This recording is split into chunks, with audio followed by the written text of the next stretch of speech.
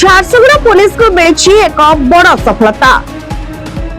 ବେଲପାହାଡ଼ ଅଞ୍ଚଳରେ ଘଟିଥିବା ଚାଞ୍ଚଲ୍ୟକର ହତ୍ୟାକାଣ୍ଡର 2 ଜଣ ପ୍ରମୁଖ ଅଭିଯୁକ୍ତ ପୁଲିସ ଏନକାଉଣ୍ଟରରେ ଆହତ ହୋଇଛନ୍ତି। ସେମାନେ ହେଲେ ସମ୍ବଲପୁର ବୁର୍ଲା ଥାନା ଅନ୍ତର୍ଗତ ଗୌରପାଲି ଓଏସବି କଲୋନୀର ସୁନିଲ ମହାନନ୍ଦ ଓରଫ टाबू बयस 22 वर्ष एवं चांद बंछोर बयस 25 वर्ष। बेलपाहाड़ थाना अंचल कलाकमन निकटरे एही एनकाउंटर घटिछि। खबर पाई पुलिस अभियुक्तଙ୍କ पाखरे पहुंचुवा बेले ସେମାନେ खसिजिबा पाई पुलिस ऊपर को 4 राउंड फायर करथिले। पुलिस पालटा जवाब देई गुली चालना करिबारु 2 अभियुक्तଙ୍କ जंघरे गुली बाजिथिला। एने बेलपाहाड़ आईआईसी सूचना दैछंती।